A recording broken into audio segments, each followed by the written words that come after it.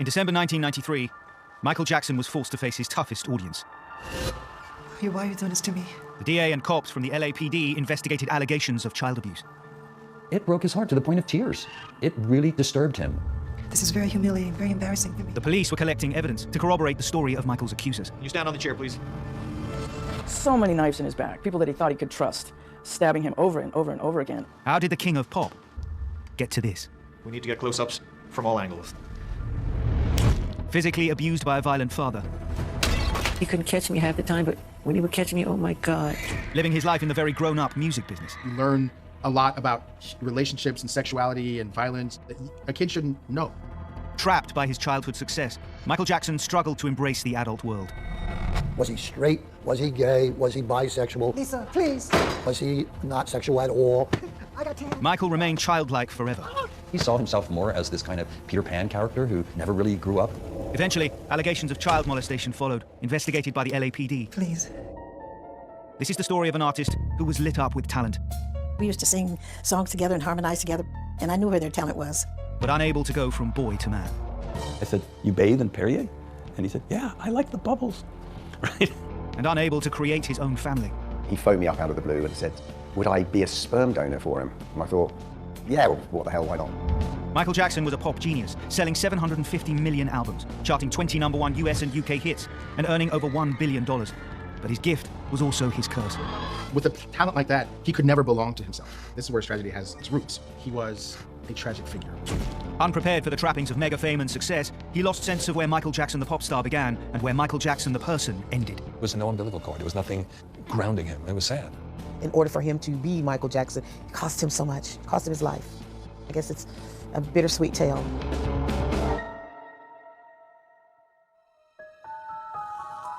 When Michael Jackson created his dream home, he built the Neverland Ranch, a 2,500-acre estate that included a zoo and a fairground. He wanted to be Peter Pan. He built Neverland, probably in thinking if he was a child, what would be his ideal paradise. Neverland was Michael's monument to childhood, wonder, and play. His reality is other people's fantasies. He was just in a world where he could and would do whatever popped up. Michael built Neverland to entertain children, to make them happy and carefree. But he also built it so he could remain a child forever.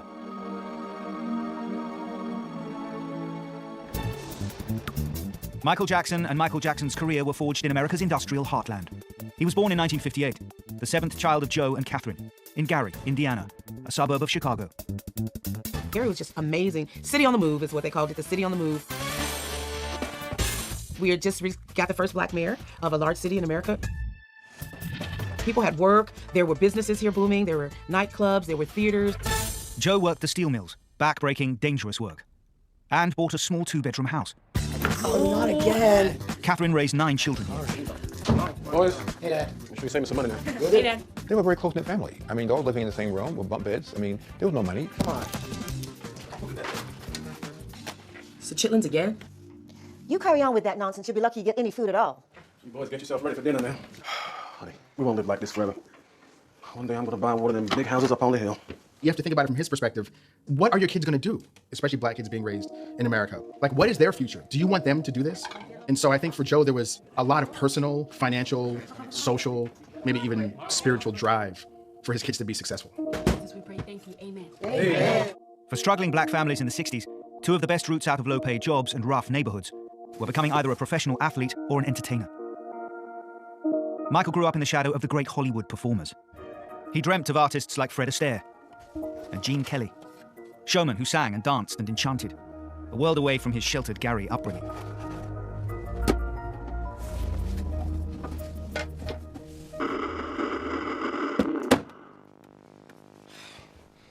It's already done this time. What are we gonna do now? Your father and me never had no TV when we were growing up. Here we go again. What do you used to do, Mama? They didn't play. They didn't go out, and their mom was, a Jehovah's Witness. As I went down in the... They didn't celebrate birthdays. They didn't celebrate Christmas or other holidays. And so that made them kind of a quirky family. They stayed to themselves. She's a very strong woman, but she delivered it just in subtlety, softness, and kindness. And wow, that rocks.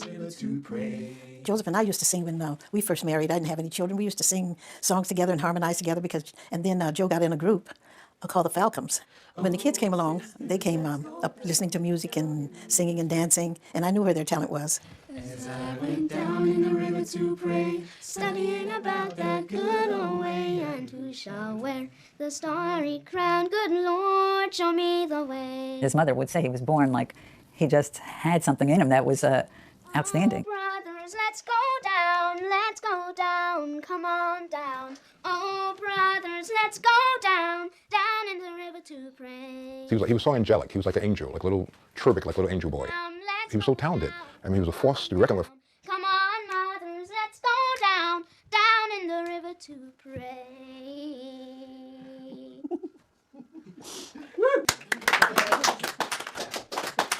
Hey, when's that next talent contest up at the school?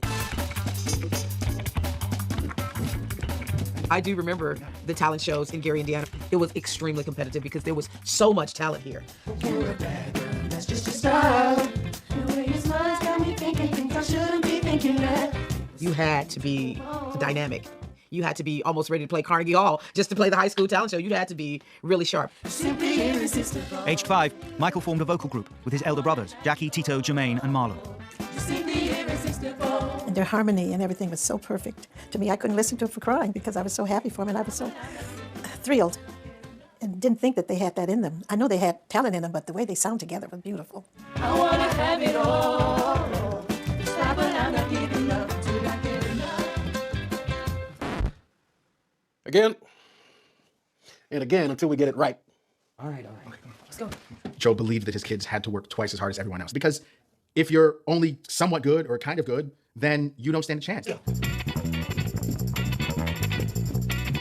Every Friday night, they had an amateur night at Roosevelt High School.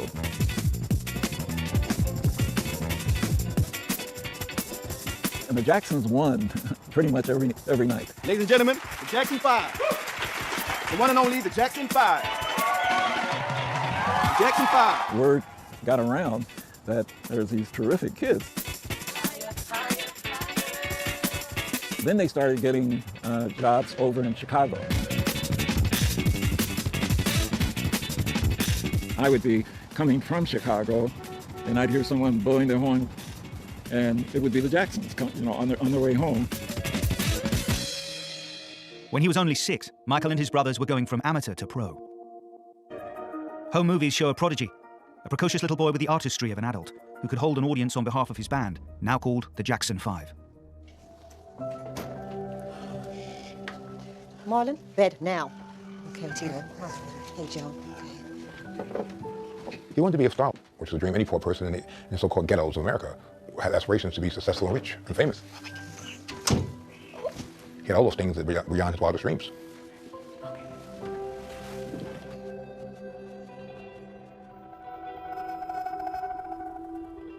5, 6, 7, 8.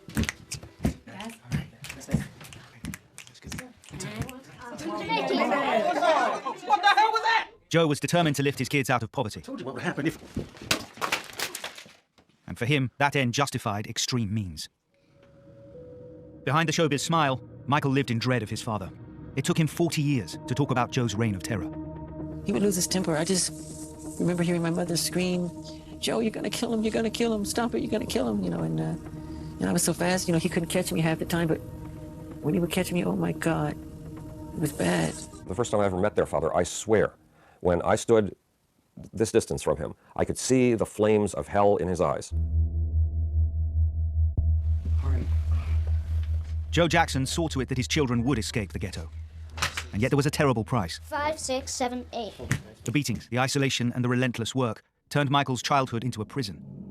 Michael never truly forgave his father. In his will, he left everything to his mother, Catherine, and his children. He made no mention of Joe.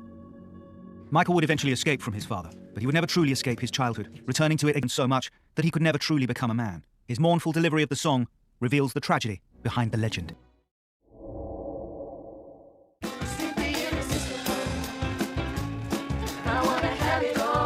At the age of 6, Michael started his touring career, playing venues across the Midwest and as far as the East Coast. From now on, he would be increasingly disconnected from ordinary life. He only went to public school for a short while and would always be taken out to go on tours. I heard one of his teachers speak, his kindergarten teacher. She said he was gone for maybe a week. And when he came back, he apologized for being gone, but he said, I had to do some shows in New York. I mean, can you imagine? Oh, can you feel it? Michael mastered his stagecraft watching older artists perform, soaking up every turn, smile, and mic drop, learning how to capture and hold an audience.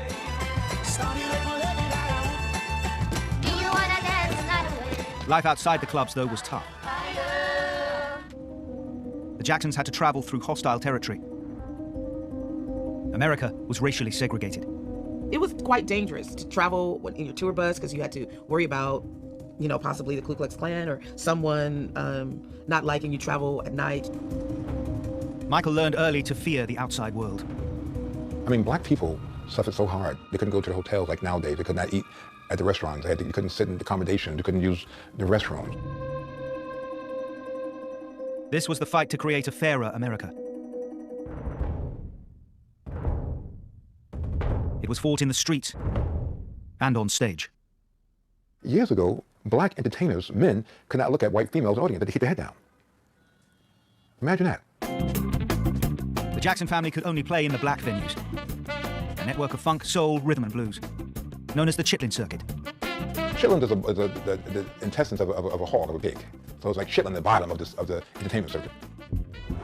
The Black American Chitlin Circuit was after-hour clubs in the black community that we had created because we weren't allowed in the mainstream. So you'd have maybe a little gambling there, maybe you know, the married man might have his mistress there.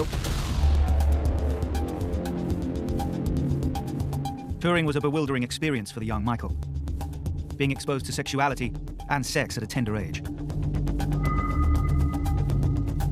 I had to share bedrooms with one of my brothers on the tours, and there was some action going on in my room every night.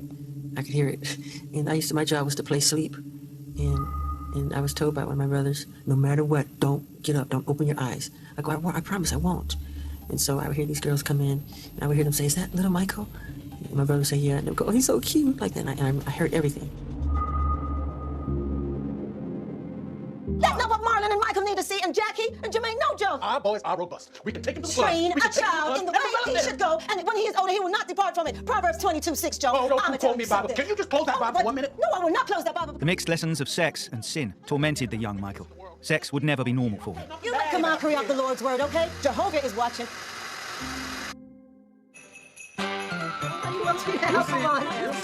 By 1967, the Jackson 5 were earning up to $600 a gig. Joe could give up his job at the steel mill, and the industry was starting to take notice. Why are you up here? Joe, we can't afford this. Can now.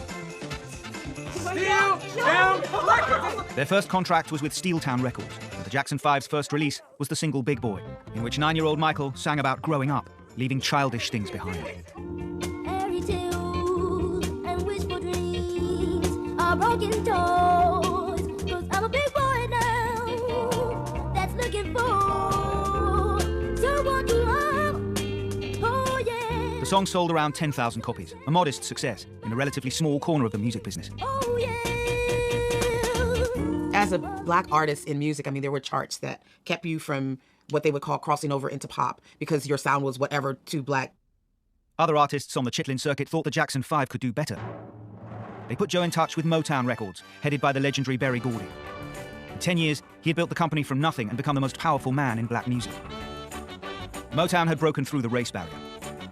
The label had notched up 17 #1 singles on the mainstream Billboard Hot 100 chart, with artists like The Temptations, Gladys Knight and the Pips, and their biggest star to date, Diana Ross. Motown was the most important thing that had happened musically for black people in America for the decades in which it was in existence.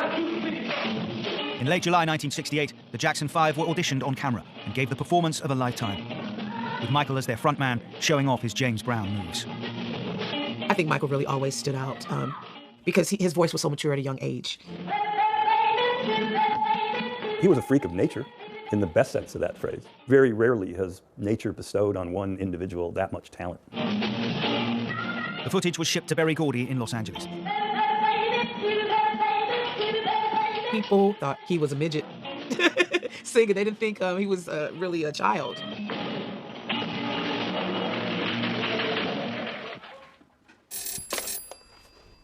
Uh-huh. Okay, yeah. Yeah, friends. What's happening? Motown. Oh, it was a dream come true. I mean, like a God-given, heaven sent. To get there with Motown, the company in the world, for the mecca of black entertainment, with Berry Gordy. I mean, you couldn't ask for any more. Thank God. Thank Jehovah. That was it. It was like, no, you made it. It's like, you just bow down. It was like, that's it. That was the top. That's what you're going for. Motown released I Want You Back on October 7th, 1969. It immediately hit #1 in the R&B charts, and mainstream America too was ready for a black boy band. Oh my God, the barriers they were breaking down was that they were crossing over. They crossed over, and they broke down that whole myth of R&B charts only, or soul charts only, and then having the mainstream chart. For all the work, though, fame and success did not bring freedom for Michael. By the time the Jacksons have come along, they have established an absolute machinery for greatness. They discover people, but they don't just discover them, they discover them and they put them through the Motown machinery. That includes the studio musicians, the songwriters, the choreographers, the image consultants. The artist was elevated, but the artist was also controlled. Once they got to a level, they started to bristle against the intense control. Michael was no stranger to control. Inside the Motown machine, though, the supervision would be total, deciding his music, his image, his behavior, even his sense of reality. Just how old are you, Michael? 8. But I thought you were older than that, maybe closer to 11? Well, I'm not. I'm 8. But I heard... The kid said he's 8, all right? Next question. Next question, please. At the age of 11, Michael knew he was a product. A pop singer with a huge, joyous voice who was a cute kid. What the hell was all that? Oh, what? You ain't 8 years old. It's okay. If they say something about me that isn't true, it's a lie. If they say something about my image that isn't true, that's okay. It's not a lie, it's PR. By the time he could walk and sing, he became public. So he really was out there. He was Michael Jackson from the start, right? At Motown, the Jackson 5 was a winning formula. 4 #1 singles, over 10 million albums. They even had their own animated TV show. By the mid-1970s, the Jackson 5 was American popular culture. And yet the band's name was misleading. One Jackson clearly stood out. Michael was always the main singer, right? He was always in the center, and he was always the main dancer. He was always the main star. And indeed, this is where the beginning, I think, of his tragedy, this is where his tragedy has its roots. Because with a talent like that, he could never belong to himself. He always belonged to other people because he meant so much to everyone. Everyone needed him to be something for them. And what Michael's family and label needed was a little boy in front of his brothers singing his heart out. What Michael needed was never considered.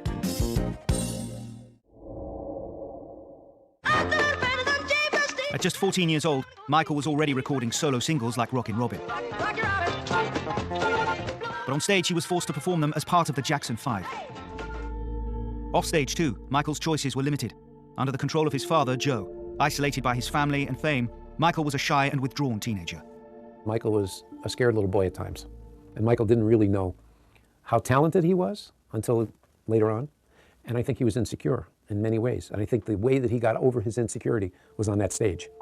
As a performer, Michael was every inch the polished pop star. Young, handsome, famous, and on the verge of manhood. He had the world at his feet. But an interview on Soul Train, America's top TV show for R&B talent, revealed that Michael still enjoyed simple, childlike pleasures. I feed my birds every morning. What are some of the birds you have? Oh, a peacock, pheasants, parrots. He was at a very awkward stage. He was tall and rail thin and had not quite grown into his manhood and was a long way from boyhood. And there was a soulfulness about him, a kind of humble, but he seemed sad. The people around Michael struggled with the idea of him growing up. Joe especially wanted Michael to stay the 9-year-old boy under his control, fronting the Jackson 5. To leave the band was to leave the family. Michael's restlessness fixed on a new focus. He found Motown, his record label, as stifling as Joe and the Jackson 5. He decided to go and see rival label Epic on his own. Michael came into my office, and I asked him what he would like to do.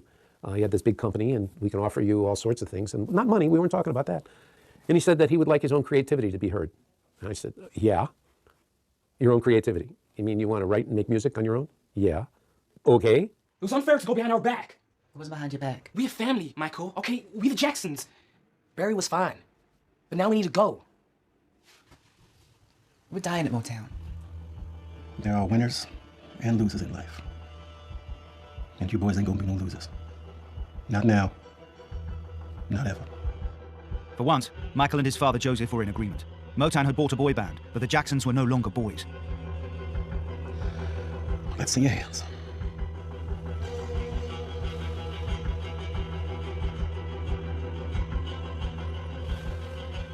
Only Jermaine, married to Berry Gordy's daughter, voted against the move to Epic. Think about your family. I am, Michael. I am.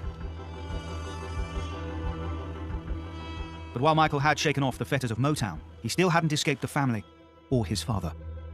I think at Epic they promised Joe more managerial control. Michael joined Epic when he was 18, signaling a new start as a mature artist. But in many ways, Michael had barely grown at all. Here he was having hits already and having the genius brain, but as a person, he was like a child. He would take my pocketbook and turn it upside down and everything would fall out. Now, you expect really like a 4-year-old to do that. Then, shortly after joining Epic, Michael was finally offered a way to break free. Producer Rob Cohen offered him the part of the Scarecrow in the movie The Wiz, alongside a cast of Hollywood greats. He would have to leave the Jackson family home in Los Angeles for 3 months and go to New York on his own. This was an act the family couldn't get in on too. He was really keen because he understood that to be with Diana Ross, Richard Pryor, Lena Horne, he was getting a chance to put himself in this black superstar firmament. And I think he knew what he could do and what he could show. Joe immediately spotted the threat. I don't want you doing this movie. We're a family, Mike. We came up together and we stick together. Get up.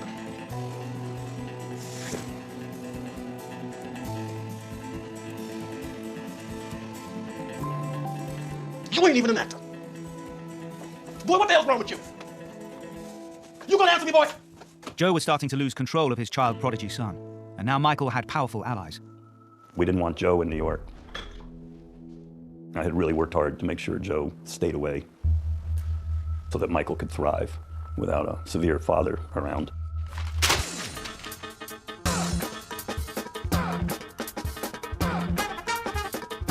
Every day, he would commit magic on film.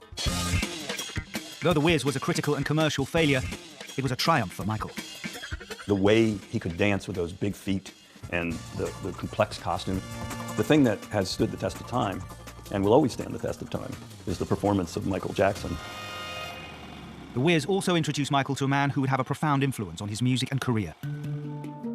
While recording the soundtrack, he met producer Quincy Jones. The chemistry was immediate. I could see in Quincy's eyes was like when a leopard looks at a baby goat. I mean, he just saw it. And like it was the beginning of that incredible collaboration. While filming, Michael was living in his own apartment close to Central Park. This was the Big Apple, home of sex, drugs, and disco. I said to him one night, why don't we go to Studio 54? It's the best dance club. If there's one person that Studio 54 was created for, it's you. We pulled up to that theater, and I mean, the red velvet rope came up so fast, I thought Mark at the door was going to get himself a whiplash. Michael was a megastar, adored the world over. But when it came to relationships, he was uncomfortable, awkward, and desperately insecure. It was an astounding night. I said, you know, you can have anybody you want. He goes, what do you mean? I said, well, you know, you could take any one of those girls home. You know, you're free now. You're not living in your father's house. You could have a life, you know. And you go, oh, Rob, I don't think so.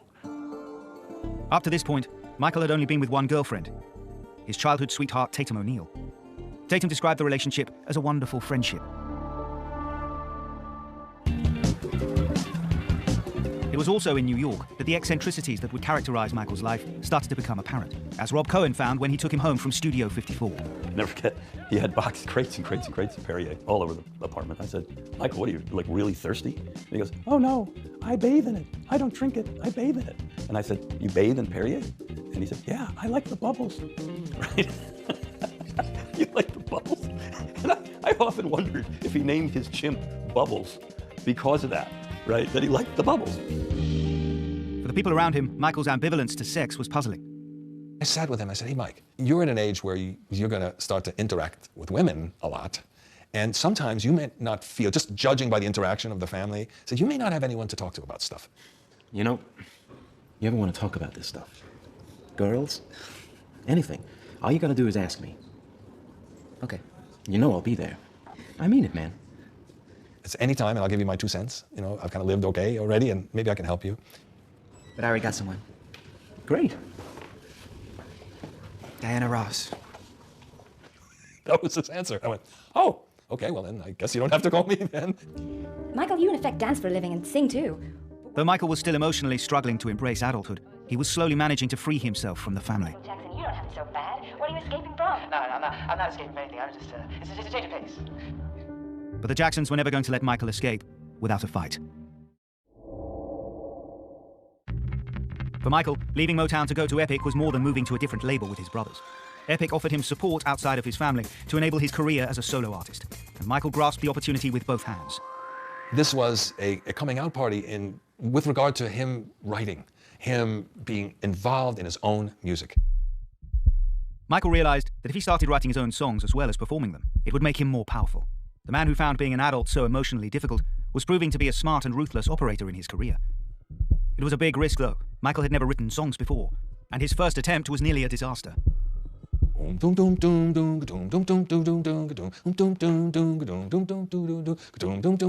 Right, for 20 minutes.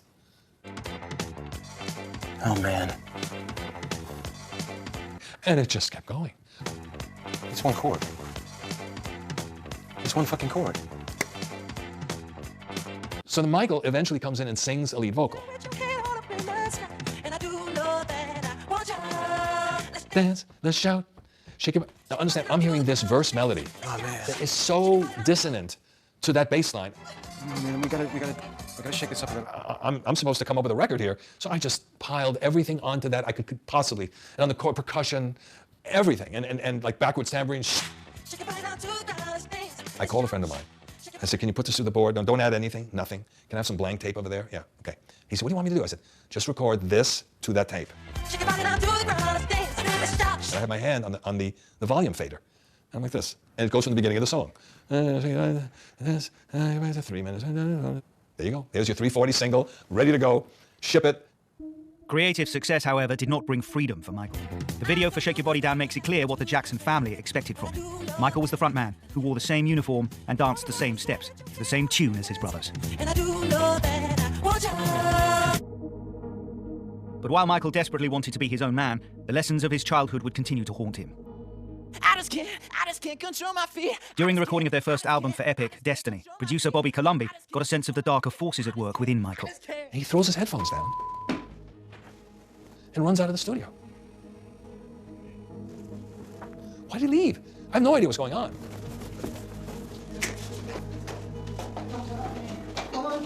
He's flipping out. He's just dancing like crazy. What the hell are you doing? You okay? I'm better than okay. So what's with it? I just can't listen to this song and not dance. I gotta get it out of me. I can't stand there and sing this section until I've got this out of my system. Where'd you learn how to dance like that? Like what? So fast. Running away. Running away from my father.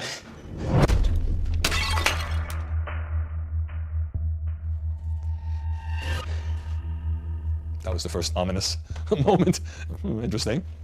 Come on, let's lay it down.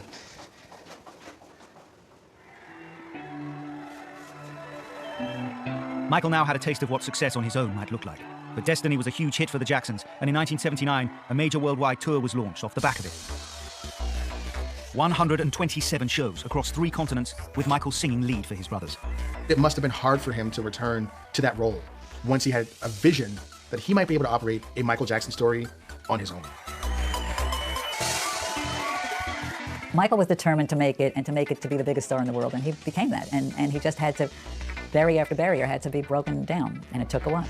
During the tour, Michael started to go truly solo. His collaborator on The Wiz, Quincy Jones, was keen to make a record with him. I heard you pull in. It's in a car. I'm doing a solo album next. No, you are not. Yes, I am, Joe. And there ain't nothing you can do about it. You're gonna do another record with your brothers. I am your father. All of this was for you, you know. All of this was for you.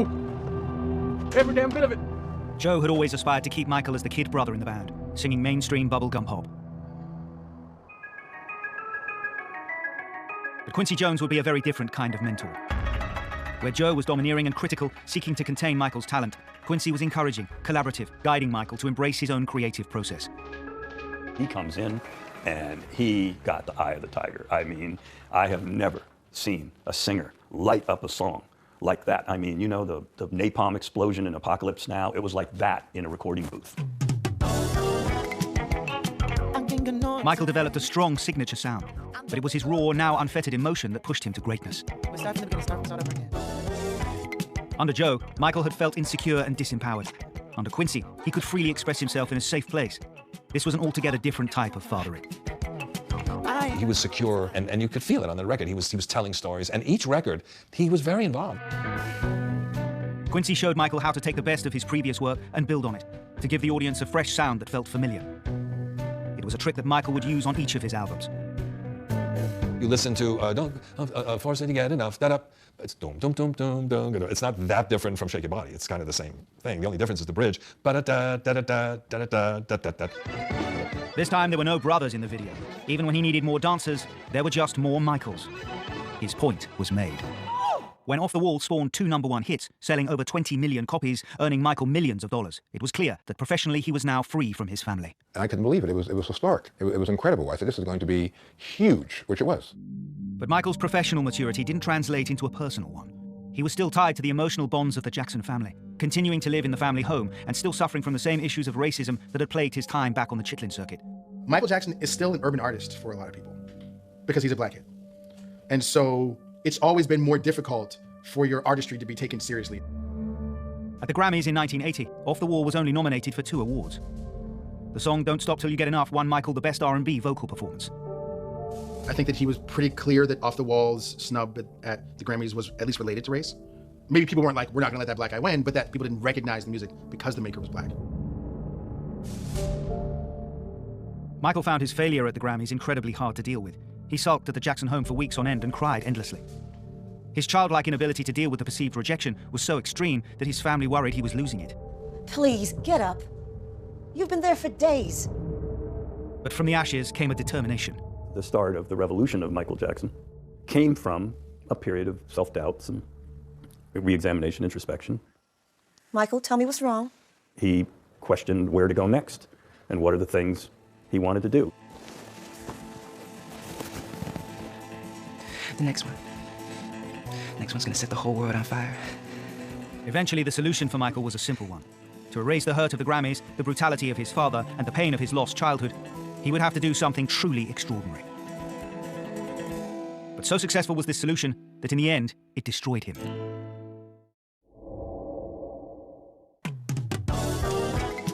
By the age of just 24, Michael Jackson was well on his way to becoming the greatest pop star ever. But while his mastery of pop music and performance was divine, his mastery of himself was far more troubled. He never developed that skin, what we call a thick skin. This was a man so sensitive that he insisted on staying childlike. In the video for Billie Jean, Michael is dynamic and accomplished, but also cautiously taking one step at a time. I think he stepped in very tentatively, almost like the way he stepped on those little colored blocks in Billie Jean. Symbolically, that little passageway of things lighting up kind of led to the opening of his career. The video and the song hint at the complexities of Michael's own inner world. Billie Jean tells the story of an obsessive fan convinced that Michael Jackson is the father of her child. I think it was him finding his voice, not only as a musical artist, not only as a dancer, not only as a physical solo performer, but also behind the scenes and creatively. In the video, the sinister detective pursues Michael relentlessly. Michael continually denies he is the father. The effect on the viewer and listener is almost like experiencing a private dream Michael has had. Billie Jean was the first single from a new album, Thriller. By now, Michael was an established solo artist in his own right, but there were still many people who couldn't separate him from the Jacksons. Barry. In the spring of 1983, Michael's old label Motown planned a major televised extravaganza to celebrate its 25th birthday. Barry put together a musical variety show to reunite all those people. And it was a very good show, and it was a very good time for that show. I want Michael Jackson. If Berry Gordy needed Michael for the show, Joe and Michael's brothers needed him even more. I'm not talking to you. You get back here, boy. I don't have to listen to a word you say. The rise of Michael's star had inevitably led to the demise of their own. Your brothers need you, Michael. I don't need them. You will do what I tell you to do. No, I will not. You are a member of this family and a part of the singing group no matter what you do. It was Berry Gordy who had to go see Michael Jackson and say, can you come back and do this with us? Not because we want you, not because we'd like to have you, but because it won't mean anything if you're not there. If I do this thing, I want to have a solo spot. And I want to do Billie Jean. Once again, Michael the careerist saw an opportunity and ruthlessly exploited it. It was an artist who was declaring, I have these roots that belong to this group of people, but I also created something all unto myself. It will be the only one. Negotiating with Michael Jackson was becoming a tough deal. What the hell? I do love that song. All right. On March 25th, 1983, the Jackson 5 came together on stage for the first time in 7 years. It was a landmark performance, a show-stopping medley of their greatest hits, and the crowd went wild.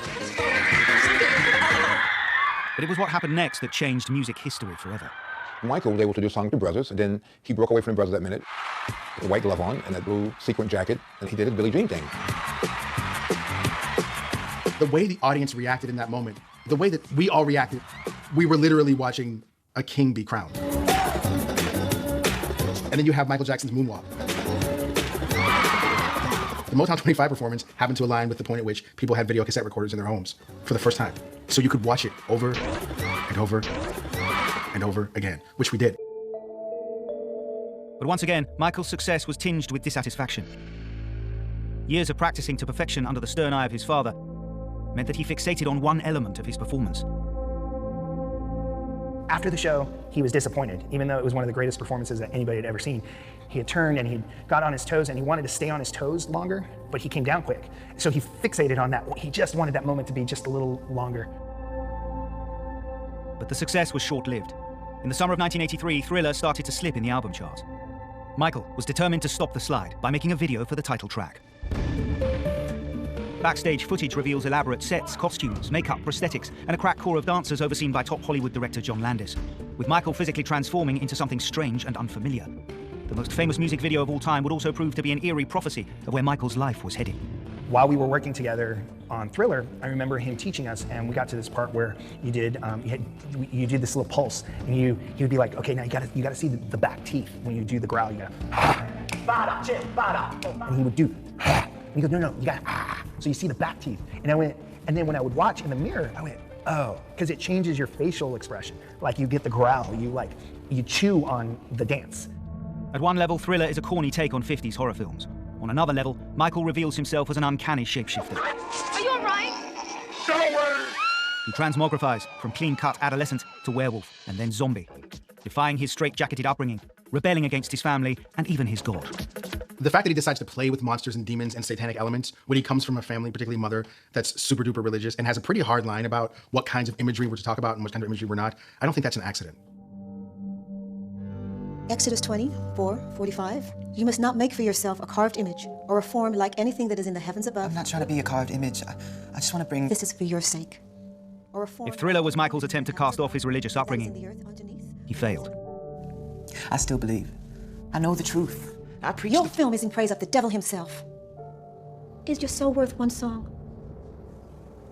I think that was the first time I saw confusion in him.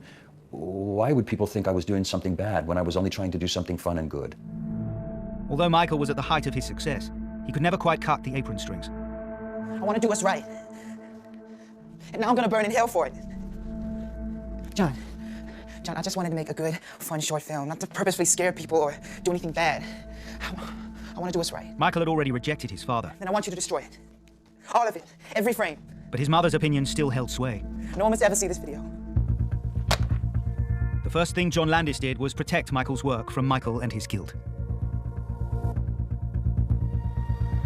He then showed Michael how he could be an artist and still be his mother's son. Michael's $500,000 gamble paid off. The single hit #1, the third track of the album to top Billboard. Thriller became the biggest selling album ever, and Michael Jackson was suddenly free. At the 1984 Grammy Awards, he cleaned up. He's getting Grammy. He really just didn't know what to say. Getting all those Grammys, it was, I love you, and thank you, and I love you, and thank you. Michael won a record-breaking 8 awards, including Album of the Year. He was happy, he was satisfied. He felt he had justice. When Nares recognized his talent, this time with Thriller, he was happy. Michael's success brought more power and money than any recording artist since Elvis. He was beholden to nothing and no one, but he belonged to everyone. I think he was public 24 hours a day. I don't think there was a real private part of him. A real inside person, I don't know that it really existed. Michael Jackson had achieved everything he had dreamed of, but he was ill-equipped to deal with any of it emotionally. Offstage, he was shy, ill at ease with anyone other than children or animals. The height of his success marked the start of his downfall. In 1984, just after the release of Thriller, Michael's mother, Catherine, persuaded him to rejoin the Jackson 5 to film a Pepsi commercial. It would change his life forever. It was strange to me. Maybe he did it for the brothers, because he certainly was on top of the world. Michael was now so successful in his own right that granting a favor to his brothers was easier than before. But ever the businessman, it was his music they would be singing, and his moves they would be dancing. The second commercial was filmed as a live concert on January 27, 1984. Again, with all the brothers. We had enough takes. We wanted more. The agency wanted bigger. So the pyrotechnics department decided to make it more. His hair was full of inflammable material. And they set off a spark. He burnt the back of his head. He was on fire. This was not a mild burn.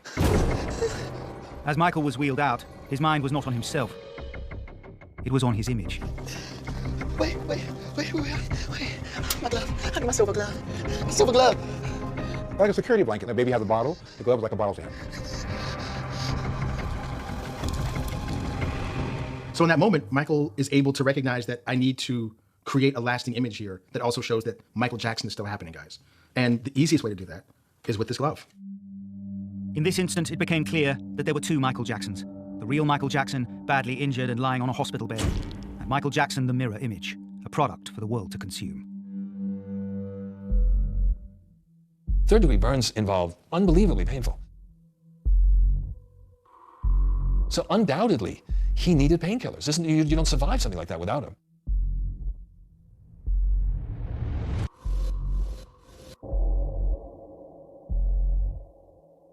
His relationship to painkillers began at that point, and it didn't stop. Michael was under the knife for hours. Surgeons cut away the dead skin and inserted tissue expanders under his scalp. He had balloons implanted in his head to keep the shape, surgery. I mean, it was a really big deal. By this point, though, Michael was no stranger to operations. He'd already undergone 2 bouts of plastic surgery. To begin with, he said he was insecure about his looks. He wrote about his nose and how his father would make fun of his nose, and he always felt self-conscious about it, so he did something about it. Just like thousands and thousands of performers do. Nonetheless, Michael went beyond the usual nose job. Over the next 6 years, plastic surgery would become almost a form of self-harm.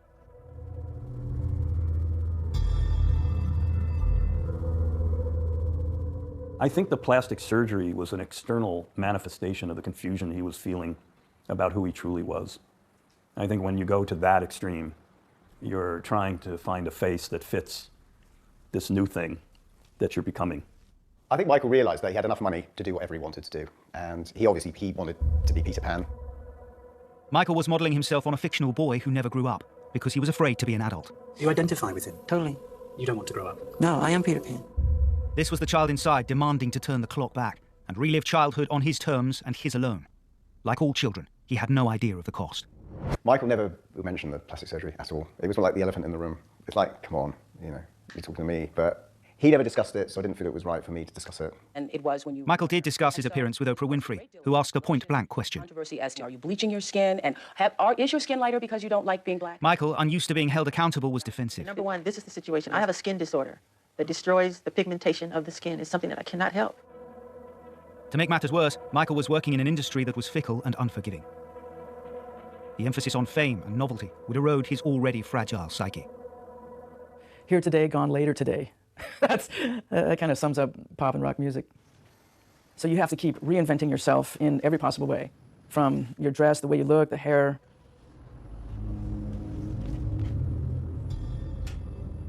Michael, though, crossed a line. Presented with the giant train set of fame, he started to play with the press.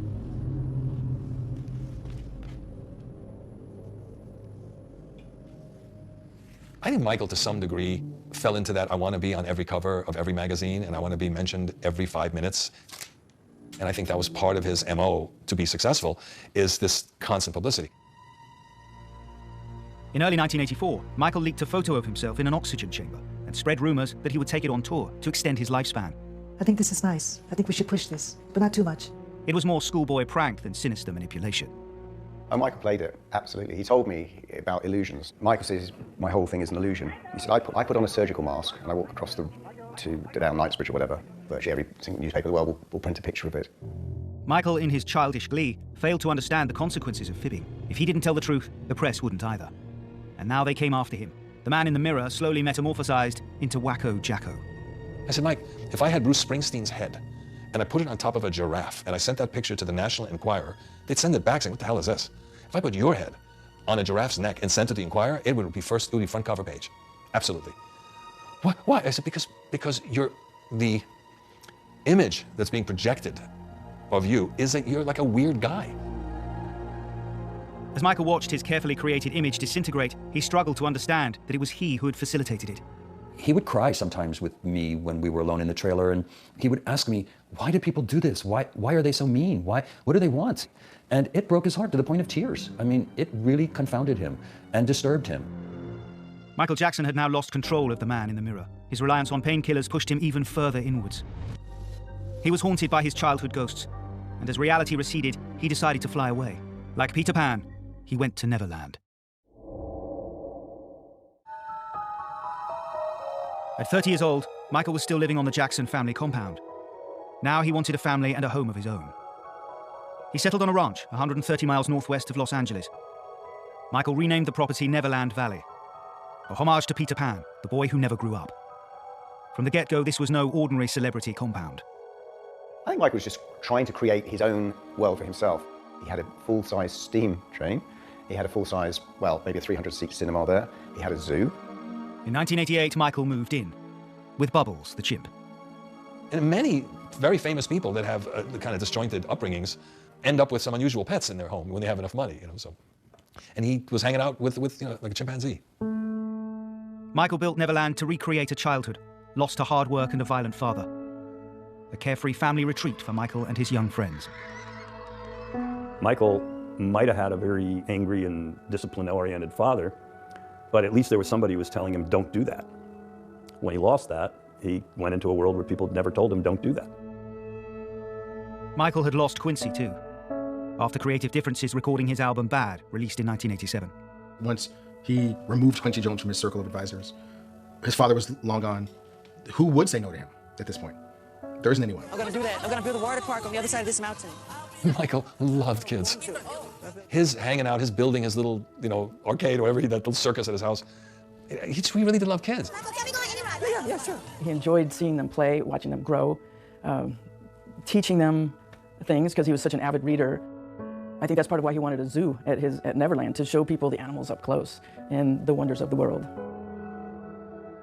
Michael described himself as the loneliest person on the planet. So Michael invited poor, underprivileged and sick children, along with their families, to come and enjoy Neverland. He also craved more intimate relationships. Michael had sleepovers. Well, you probably had sleepovers as a kid. There was only one difference between Michael's sleepovers and your sleepovers. Yeah, he had little kids, because that's what excited him, and we're not talking sexually at all. Hey, I got an awesome idea. Yeah? Let's make a top 6 wishes list. Sure, I got a pen and paper. Awesome. Here you go. Michael bonded with several young boys, and in February 1993, he invited 13-year-old Jordan Chandler for a sleepover. Number 6. Play forever. Oh, awesome. I think he liked to get in bed with other kids because I think that's when he was happiest as a kid.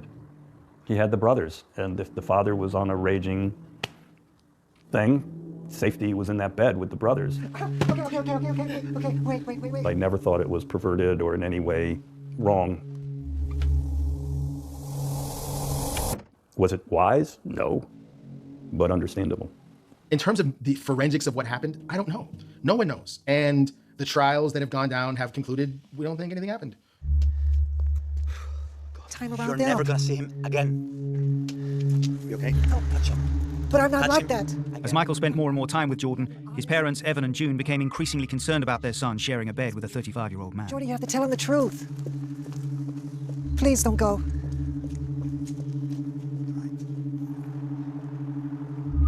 If Michael couldn't have other people's children, perhaps he could have his own.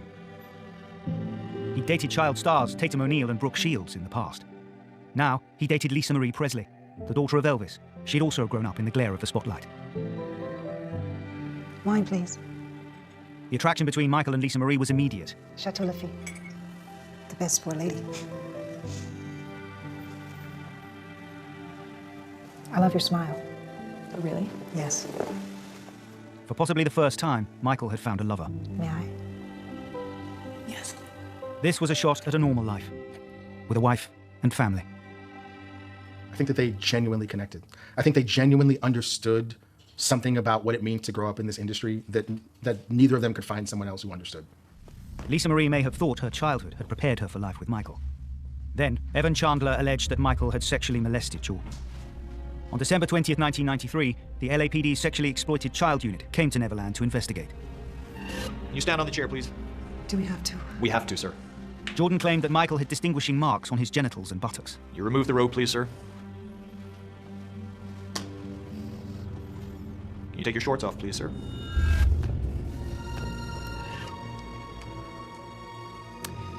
Can you lift your penis up, sir, please? We need to get close-ups and from all angles. The police photographed Michael's genitalia in an attempt to corroborate Jordan Chandler's evidence. Can we stop this now?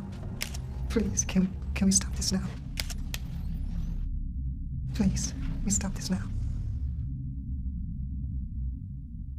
I am not guilty of these allegations, but if I am guilty of anything, it is of giving all that I have to give to help children all over the world. It is of enjoying through them the childhood that I missed myself. Throughout the Jordan Chandler scandal, Lisa Marie stood by her man. She thought Michael was a little strange and immature. She didn't believe he was a pedophile. I am totally innocent. Although no criminal charges were ever pressed, Michael agreed to pay $1.5 million each to June and Evan Chandler. Jordan got $15 million. It was a public humiliation, although Michael was now free to marry Lisa Marie. The private ceremony was on May 24th, 1994. From the beginning, it was a stormy marriage. At the MTV Awards that year, Michael kissed Lisa Marie in public. "I hated it," she said. "I felt used like a prop." Michael, for his part, thought that the kiss made great TV. Years later, Lisa Marie revealed intimate details of their marriage to Oprah Winfrey. Was it a consummated marriage? Oh my God, Oprah, I have to ask that question. What? And you all know damn well you want to know. That certainly wasn't at the top of my agenda, but I mean, it was a real marriage, like between husband and wife. Yep. It was a consummated marriage. Yep. It was. Okay, that's all. I wasn't seeing, that's all. And Lisa Marie's mother, Priscilla Presley, shared her insight. I got it. Okay. I do say that there's an agenda there too, though, because I think he wanted children, and he wanted her children. Initially, Michael and Lisa Marie wanted their own family. Yet Michael continued to enjoy the company of other people's children behind Lisa Marie's back. You're very welcome. Don't you care about how that makes me look? You're going on vacation with 2 kids? You are the most selfish person I've ever met. I love you very much. No, But you don't, Michael. That is a lie. I won't. I can't, Michael. I can't listen to you anymore. Lisa, wait, please. No, Lisa, wait, no. Not me. I'm really going this time. You hear the sound? This is the sound of me being gone. Michael was desperate for Lisa Marie to have his kids. For Lisa Marie, though, Michael was just too much. She said, "I think he needs a parent, and maybe shouldn't be one himself yet." Michael and Lisa Marie divorced in 1996. In losing her, Michael had lost the ideal family he had hoped for. Now, he would have to settle for any family he could get.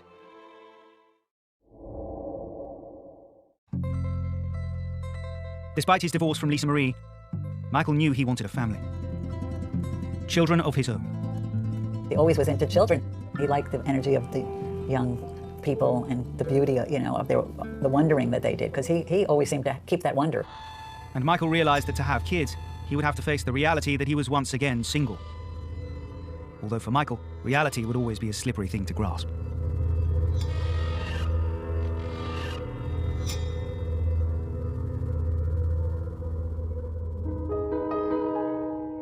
Debbie Rowe was a nurse who worked for Michael's dermatologist. In 1995, she made him an extraordinary offer, as she later admitted in a candid interview. He said he really wanted to be a dad, and I said, so be a dad. And she looked at me puzzled. And I said, let me do this. I want to do this. You've been so good to me. You're such a great friend. Please let me do this. They married, and Debbie gave birth to their son on February 13th, 1997. At last, Michael had a childhood he could cherish. Not his own, but Prince Michael Jackson's. Michael wanted more children, and this time turned to a friend for help, Mark Lester, a fellow child star who had the title role in the film Oliver. Michael and Mark had known each other since meeting in the 70s. Michael was finding it difficult to conceive, and he knew I had 4 kids. He phoned me up out of the blue and said, would I be a sperm donor for him? And I thought, are you having a laugh? I really thought you were pulling my leg. It's April 1st. And he said, no, I mean. So I said, yeah, well, what the hell, why not? Paris Jackson was born on April 3rd, 1998. There was talk about Paris being connected to me biologically, but which I don't know either way, but the fact is Michael, he brought her up. He brought her up as his own child. So as far as I'm concerned, Paris Jackson is Michael Jackson's daughter. Hi. I see you've got the Star Wars shoes. Debbie had Michael's children, but she was to have no part in their childhood. Michael wanted total control, a single parent, assisted by a team of nannies working around the clock. Debbie divorced Michael in 1999. Okay, here we go. Abu, Abu, Abu, Abu. Yes, Abu. Michael's third child, Prince Michael II, was born to an unknown mother on February 21st, 2002. I love my children very much. Yes. Michael gave him the nickname Blanket. He hid all his children under blankets or masks to protect their identities in public. That's what she does. I think he just wanted to make sure that they weren't in the gilded cage that he was. Although obviously Michael had accepted his own fate, but then why should the children? When Michael showed Blanket to crowds outside a Berlin hotel, he was protecting his identity while endangering his life. The press verdict was brutal. Michael wasn't fit to be a father. For all the strangeness and the errors of judgment, Michael made a good stab at parenthood. I think Michael was a good father because he had the time to be. When the kids were around, he wasn't recording. He was still writing, but he wasn't touring. So he could dedicate a lot of his time, or all of his time, pretty much all his time to his children. Michael saved his children from the upbringing he had. He couldn't, however, save himself. He never learned to smell danger. In 2002, documentary maker Martin Bashir filmed Michael at home over 6 months. Living with him, another young friend, Gavin Arvizo. The 12-year-old Gavin had just recovered from cancer, and Michael offered to help. What is it, Gavin, about Michael that makes him connect so well with children? Because he's really a child at heart. He acts just like a child. He knows how what a child thinks. Once again, Michael got too close for his own good. There was one night I stood in I asked him if I could stay in the bedroom. He let me stay in the bedroom. And I was like, Michael, you can sleep on the bed. And he was like, no, you sleep on the bed, sleep on the bed. We're like, no, you sleep on the bed. And then he finally said, okay, if you love me, you sleep on the bed. I was like, oh, man. And so I finally slept on the bed. But it was fun that night. I slept on the floor. The next thing I heard was that the mother had got the son to push these charges forward, and it was like, oh my God. And Michael was really, really, really upset by the whole thing. I mean, he felt absolutely devastated. Michael faced 14 charges of child molestation and administering an intoxicating agent. Disheveled, seemingly confused, a man in distress. The trial began on January 31st, 2005. This whole thing with the trial and the accusations that were made about him and the pedophile and all that, it really wore him down, his health-wise. I mean, it hurt him. After a grueling 5-month trial, the jury cleared Michael of all charges. By 2009, he hadn't done an album in 8 years or a major tour in 12. Now he was broke. I love you. I really do. You have to know that. I love you so much. On March 5th, 2009, Michael announced, this is it. 50 performances at the O2 Arena in London. This is the final curtain call. Okay? And I'll see you in July. This Is It was driven, obviously, because of money, because he owed so much money, and he did not want to do that tour. He was very tired, and he was in a lot of pain. Not just pain from the accident, but all the pain from all those years of these incredible physical shows he put on, too. With pain came the painkillers.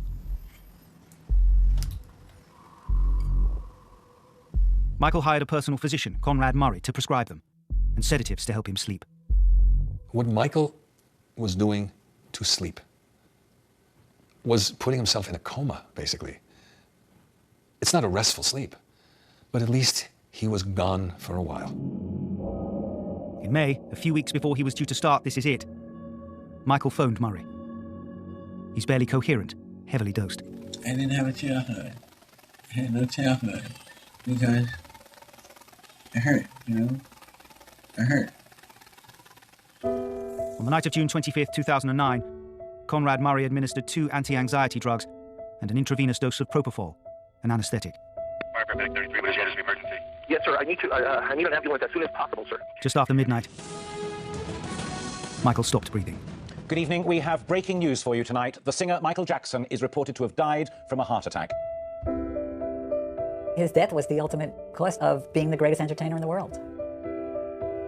It's a loss. It's still a loss. It's still a loss. And God bless his soul and his kid's soul. He was truly missed. Truly missed. Michael Jackson was a child star who, despite his adult fame, could never grow up. A Peter Pan. For his millions of fans, his legacy will be his music. Yet his greatest legacy may be in giving his children what he never had. Just wanted to say, Childhood. ever since I was born, Daddy has been the best father you could ever imagine. And I just wanted to say I love him so much.